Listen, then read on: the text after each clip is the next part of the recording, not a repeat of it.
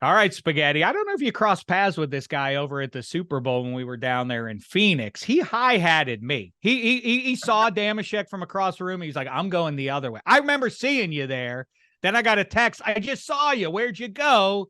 Well, I found him, everybody. From onlyplayers.com, his brand new wager venture. It's really good stuff. Go check it out. Onlyplayers.com is where you see it. I'm talking about, of course, the longtime ESPN wager counselor and beyond. It's Doug Kezirian. How are you, Pally? I'm well. I'm stunned, rattled though that I would say small timed you Mm. instead of big timed you at the Super Bowl. I'm a little shook there on that. My apologies, my deepest apologies. No. Listen, I kid. How are you, pal? And first and foremost, Muzzle Tov on the great new site. Been pouring over it the last couple of days here in advance, really, of the football weekend. On Friday, I was looking through it. Really interesting stuff. I love the way, not to monologue as we jump into a back and forth here, but I really do love that you are the Victor Kiam. Remember, like the commercials, like, I like these razors so much, I bought the company. I don't understand. Of course, if you are giving others counsel on the good bets to make and the bad ones to avoid, you should be doing that yourself, right? I mean, you need a little something. Yeah, I mean, and I've been doing that since day one, sure. right? So, and I've tried to like wink to the viewer, like this is a big one, just because we have betting, and it's totally understandable. I mean, I was doing, just to take our audience back a little bit. So I did local news in Vegas from 2005 to 2012. Well, when I was out here on the local ABC affiliate, I was doing like a best bet of the night. It was Doug's quick pick.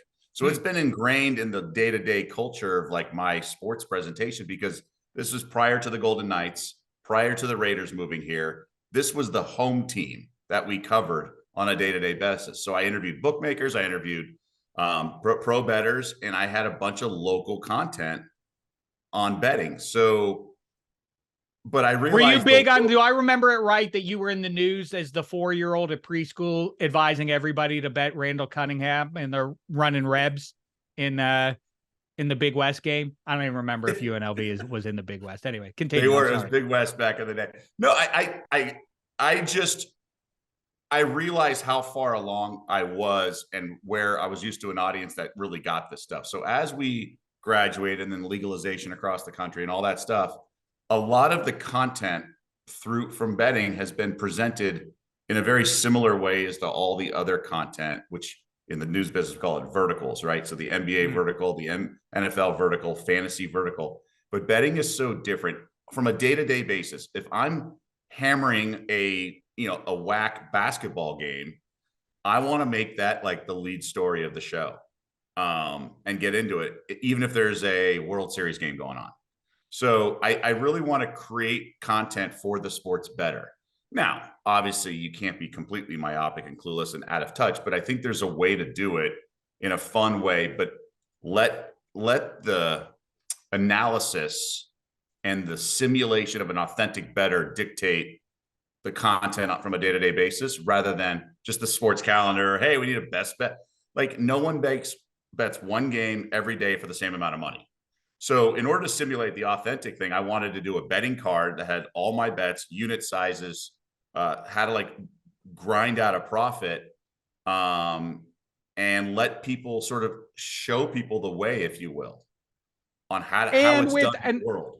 And, bias is a heavy word. Eddie Spaghetti and other people will say, Dave, you're a homer. I say, no.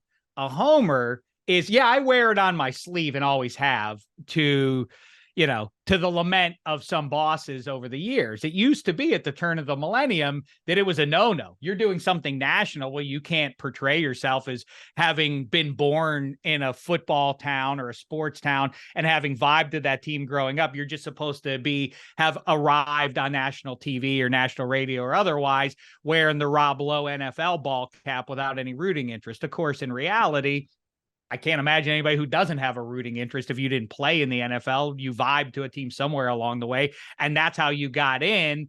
And so steering away from that, now you're going the extra level, and so do I. I call myself everybody's gambling pal. I would not bet, and I'm sure you'll think maybe, or maybe you won't, maybe a little petulant on my part, a little childlike. I'm not going to put anything heavy on the Baltimore Ravens to do something good. And one thing's for sure, I'm not going to bet against any of my teams because I don't like the jive that people do with the man in the mirror about like, well, at least I made something off my team losing. No, Emotional hedge. Shame the devil. I don't care for it. How say you on that? Yeah, the emotional hedge.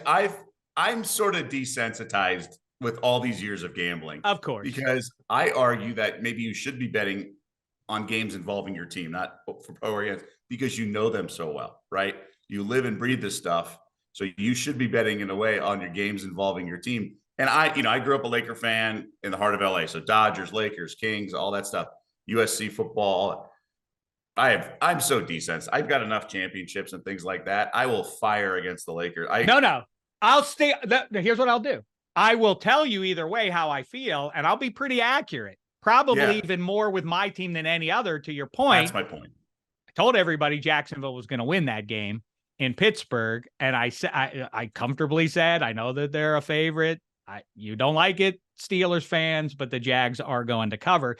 And so they did. I just wouldn't put my actual money on it. That's my line. But I think we're speaking the same language. Okay. You're a purist fan. Like you're a fan of the core. I can make money off of them when I think they're going to win, and then I will make money, and then it's a double down. See, my team won, and guess who else won? Dave Dameshek's pocket. That's who. Okay, let's talk college football quickly. I want to, take advantage of you while we got you here, and let's start with some Heisman stuff. All of a sudden, it's gotten sideways there. If you would have looked at this roughly a fortnight ago, after the Oregon game, Michael Penix was a runaway winner of the Heisman Trophy. Now, it's a big mess. How say you? We got Penix at plus 275 at last check. JJ McCarthy. I have a larger question about his team coming up for you right behind him at 3-1. Jaden Daniels at plus 450, and so it goes. And then there's a cutoff line. I think the big shocker is Marvin Harrison starting to rise up. There's a narrative there emerging. Best player in the country. Forget position, and really, you do wonder if, talking about being a human being behind the wager, kind of what we're getting at here.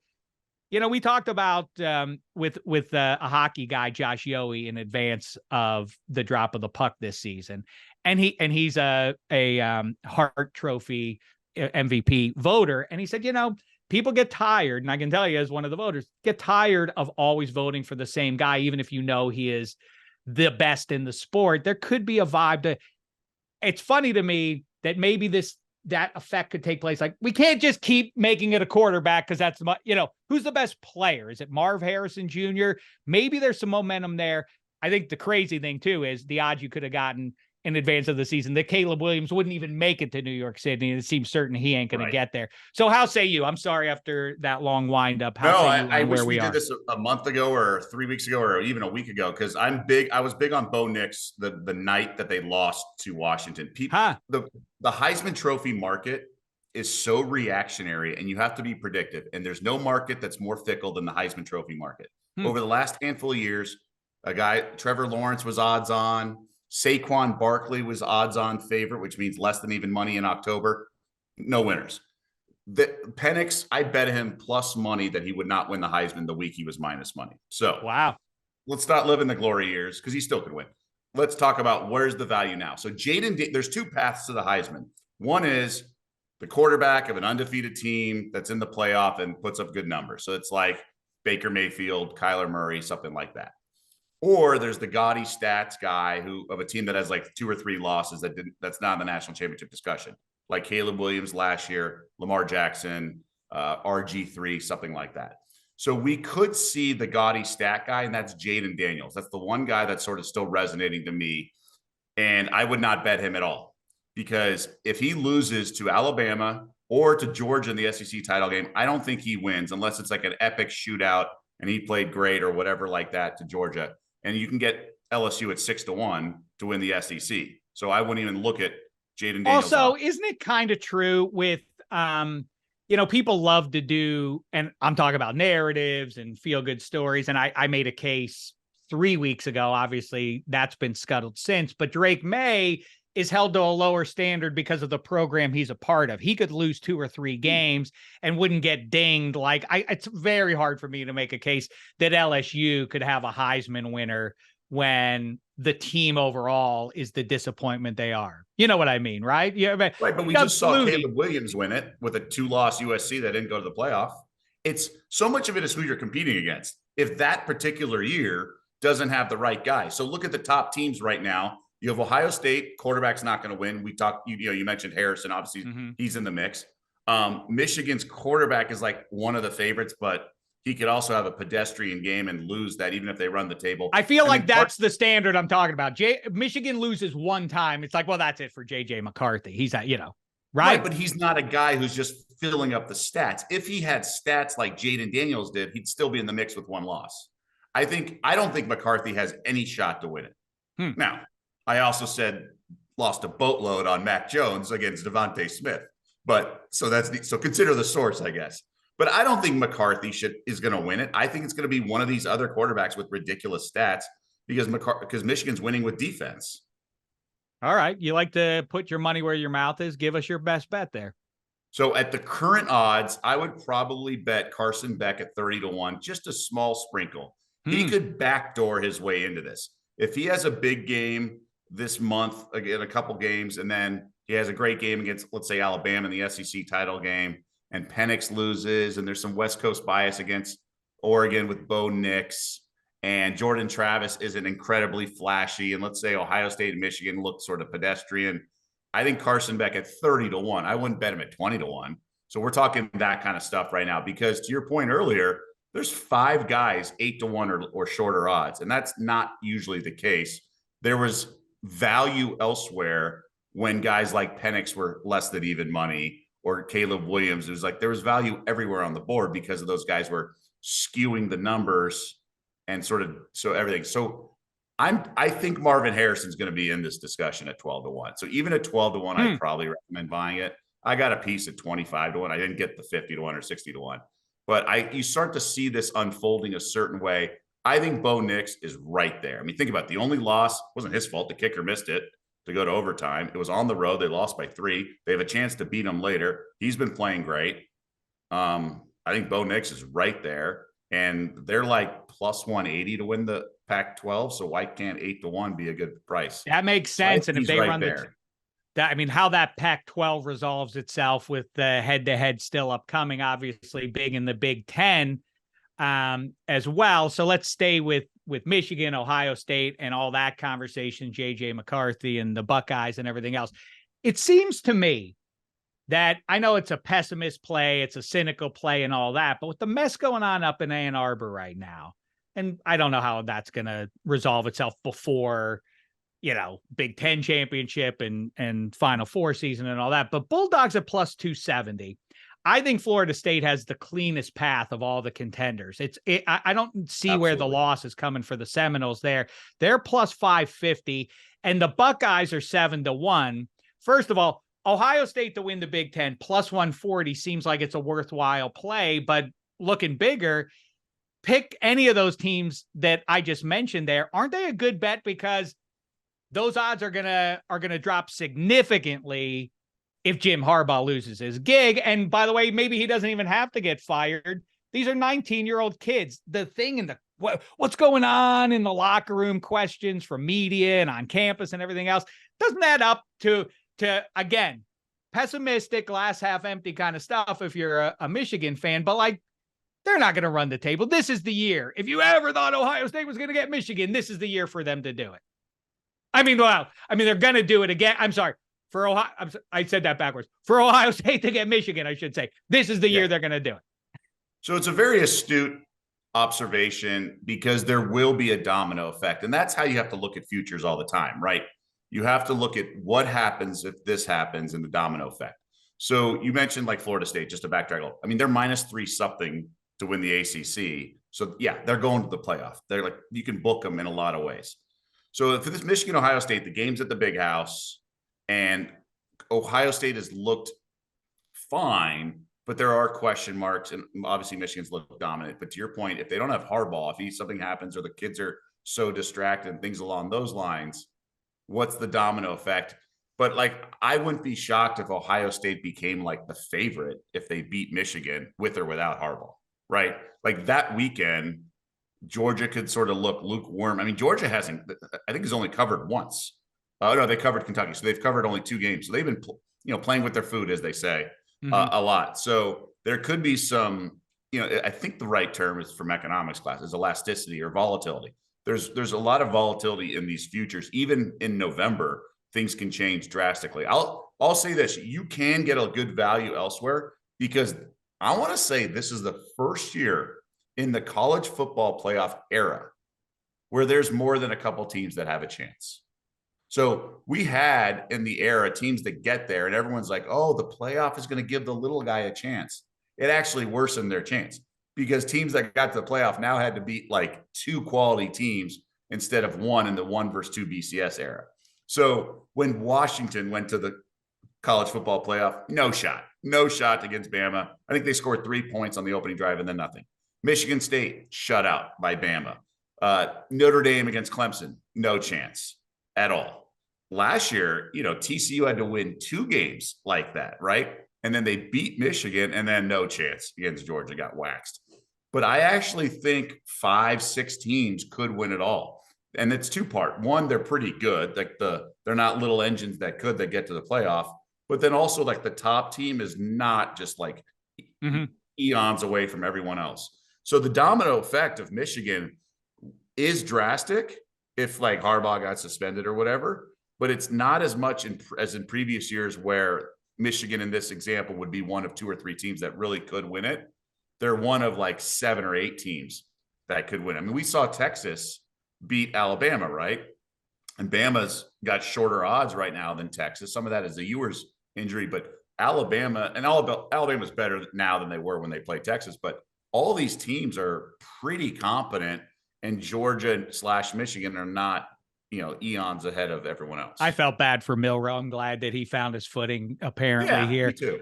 By the way, see, empaths, you and me.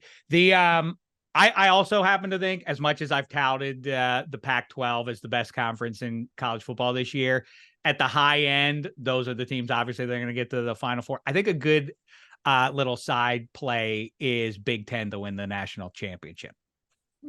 Right? I mean, Michigan or Ohio State, one of those two is getting there. Maybe both. You can kind of create a path where they both wind up getting to that game. Obviously, you have a 50-50 coin flip, more or less, if you don't look too closely at it. That might be an interesting play as well. Okay, let's talk some. Yeah, I mean, the big question is, how good is Georgia, right? They're 2-time defending champ. They've looked human, but are they just playing the long game? They're not as dominant as they were last year because they don't have a quarterback that's been there a while. We know Bowers is going to be 100% by, That's the big question. We don't really know how good Georgia is. We'll know in the next month. Okay.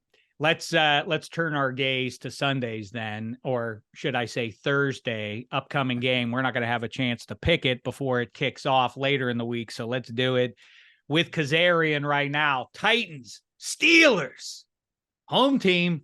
Laying 3. We don't even know who their quarterback is. We do know Will Levis is going to be under center or in shotgun for the visitors from Nashville, Tennessee. Total on this one, a gaudy 36. In honor of the bus, I'm assuming. How say you, Kezirian?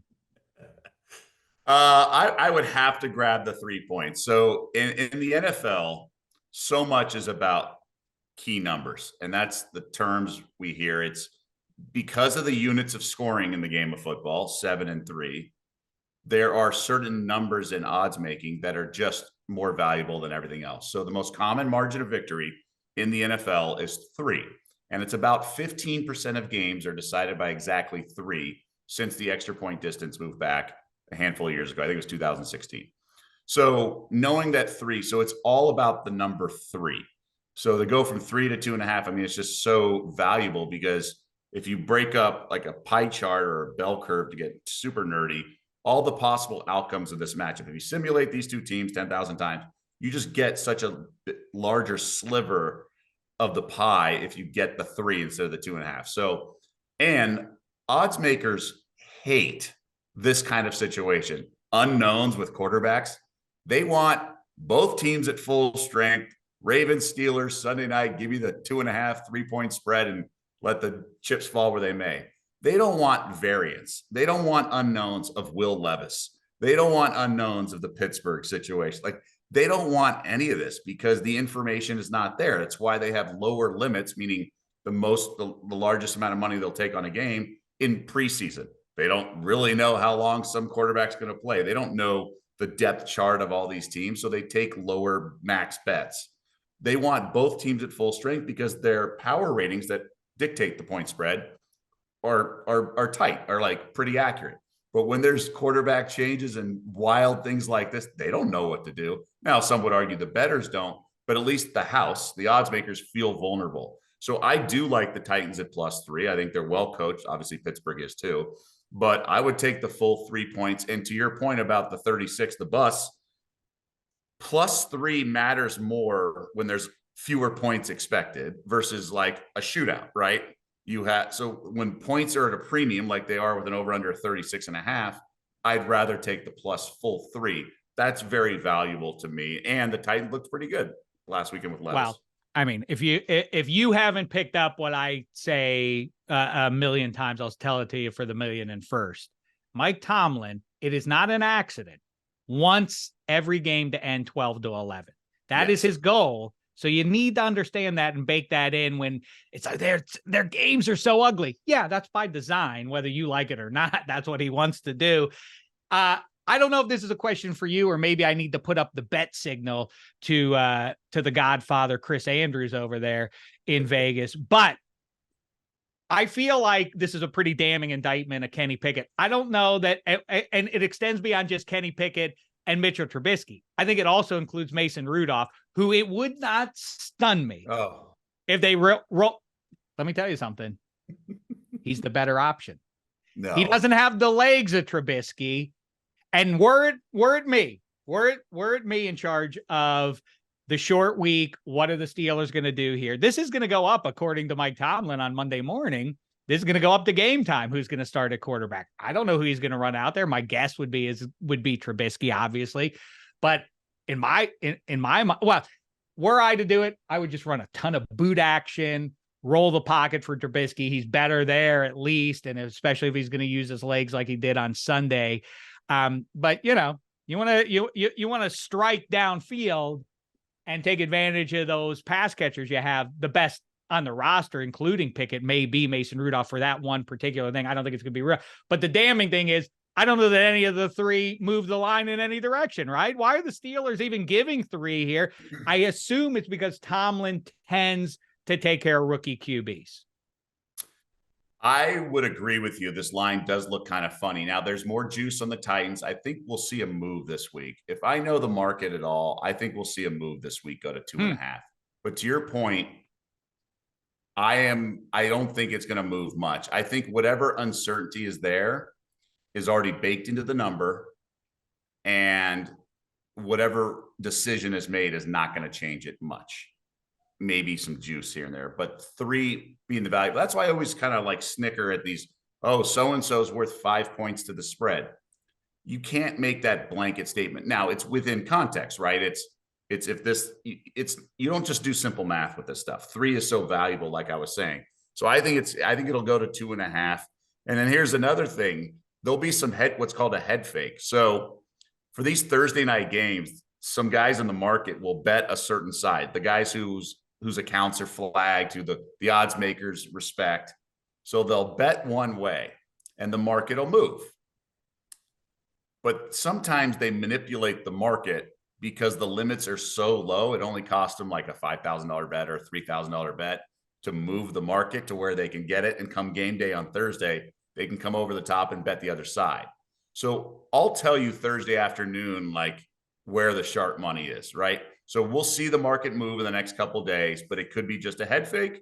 So the Lions, when they played the Packers and they were short favorites at 1.5 at open pick, I want to say. So Lions got early money, and then sometimes they'll come back the other way and people just wanted plus money on the other side that they really want to come over the top. But that didn't happen. So I knew like the Lions were the sharp side Thursday afternoon. So that doesn't mean it's going to win. It just means like where the money's coming in. So I would be, to your point, I don't think that a difference between Rudolph and Trubisky. I think Trubisky's ceiling is higher, but Rudolph's floor is higher than Trubisky's. So I think it's a larger variant. Like, what you're getting with Mason Rudolph, and there's not much wiggle room there. But like Trubisky could be all over the place. Well, the variable to the 12-11 point I made earlier is one thing you can't have, along with terrible officiating, is turnovers, especially multiple turnovers from the QB. That will corrupt your best laid plans there. Okay, great stuff on that one. Last question for you then. Frankfurt, Germany is the scene for perhaps the most significant AFC game we're going to see all season here. The high rising, greatest show on turf, Miami Dolphins, Dave's pick since last year to be a huge factor in the AFC. Now, +3 against the Chiefs. The Chiefs, it's funny, talk about a trend. They had been winning and covering in 2023, something they didn't do last year. Then the Broncos got them on Sunday. So where are you on this one? 1 and 2, how sick is the NFL that they put that game in retrospect in Frankfurt when most Americans are just going to be waking up? Will they? I think actually, so 9:30, that works. People will wake up and get to see at least the second half. On the West Coast, for us, we have to set the alarm to see that one. Yeah, I kind of like that there's at least no home field advantage. That's the one thing I do like. Maybe they should have put it in Vegas or something like that. But I'm sorry, I have to interrupt you. 2.5 for the Chiefs. I'm sorry. And the total 50.5. Run, don't walk to bet the over, right? I think so. That's what I was going to say. I lean to the Dolphins, the mammals, not the fish. I would lean to the mammals here, but I do like the over 51. And obviously that is dangerous territory given how the totals have gone this year. Around 60% clip have all been unders, although we did see the over go 8-6 on Sunday. I like the over. I think this Dolphins team is awesome, and everyone's criticizing them because they've gotten it handed to them by the two best teams they faced. But it's been at Buffalo and at Philly. In that Philly game, they were kind of in it. They were destroyed. I mean, that one, I don't think you can take anything from that game. They weren't going to win, but they were not manhandled like the Bills game, but they also went into LA in week 1 and won a shootout at the Chargers. Like, I think that's something to be said about this. I think they're going to be right there with the Chiefs. I think it's going to be a track meet. I don't think they're going to get manhandled by the Chiefs like they did Philly. Philly won that in the trenches, that game. I don't think that's going to happen with KC. I think Mahomes, the reports were that he wasn't feeling well, all that stuff. I think we're going to see an up and down game. Miami's defense is not very impressive. So I think Mahomes will light them up. And I think this will feel like the game we saw a couple weeks ago at Arrowhead with the Chargers going in there. I think 51 does feel low. I thought this would be more in the 53.5 range, 54. The mirage of if this team could ever get healthy, then look out. Obviously, no one's ever going to get 100% healthy at this point in the season. I'm going to say it, though. If they could get Jalen Phillips and Bradley Chubb, and now with Jalen Ramsey ready to roll on one side, and get Terron Armstead locked in and healthy at left tackle, I mean, or some combo of those pieces, I really think this team's, high end is a Super Bowl visit. I think the Bungles are going to have announced themselves as doing their usual. This is going to be their bit now, I guess. Going forward, we should always just bet early season against Cincy because they apparently don't care. I mean, I really think that's their message. Like, so what? It's Joe Burrow makes that clear. Like, come on, it's September. We'll get ready in Thanksgiving. Maybe Halloween we'll start trying a little bit. But I think this Dolphins, if they can get right, that defense, we haven't seen its best yet. I wonder if we see Jalen Ramsey on Travis Kelce and therefore depressing those Chiefs numbers a little bit offensively because they really don't have a 1A. You take away Travis Kelce, which you can't, you slow him down. That becomes a very mortal Chiefs offense. Sure. Last question I have for you is, Spaghetti, our producer there behind the glass, has pointed this one out to me. And there are once in a while you see teams just so bad, like the Oakland Athletics early this season. The Pirates, I'm sad to say, satisfied this a couple of years ago. How long should we just blindly bet against the San Jose Sharks before it loses any value in doing it? Or we get really beaten up badly for having done it? So it's a good question because I was fading the Oakland A's earlier this baseball season because a good friend of mine calls me the betting bully because I'm not afraid just to find that team and just be like, well, the market hasn't adjusted enough. Call your no. Your new name should be the Tom Brady then, because that's what he did. Like, he was mean. Like, that guy can't cover. I'm just going to keep throwing it at him until they do something to stop us. Like, but that man, you know, that guy, he's probably got a family at home. You're embarrassing him, Tom. You're supposed to be a good guy. So that's what Kezirian is apparently. Yeah, I mean, if they're not going to change things, why should you have to change? So the power ratings, everyone has their own power rating, meaning pro bettors and odds makers. And so much of power ratings uses stats from last year. And then as like a baseline, as like a stat or whatever now everyone differs in terms of which particular stats they prioritize and then how much of last year's stats. But even now, like midseason in the NFL, these guys use last year's stats as a baseline. Unless that's why Colorado was so hard to figure out early on, because they had so many transfers. And that obviously last year's stats, new coach, new culture, new everything, new roster really kind of confused a lot of the market. So when it's early in the season, like the NHL and teams are bad, they're so programmed with parity or like things along those lines that when you have an outlier situation, like Oakland A's the first couple months this year, or the Baltimore Orioles a couple years ago, or the Cleveland Browns when they went winless with the Hugh Jackson as their coach. Like, there is value early if you're ahead of the market. Just like the market didn't catch up to Mahomes his first year as a starter. He was ridiculous offensively, and he was so much ahead of the pack, but the market didn't adjust for this phenom, and he had to be a ridiculous phenom, a generational quarterback, for the market not to be right. So if you see something like a team that just can't win or whatever, then I think you can pounce early in the season. Eventually, the market will always correct itself. Like we were talking a second ago about overs and unders. It's 61%, whatever it is.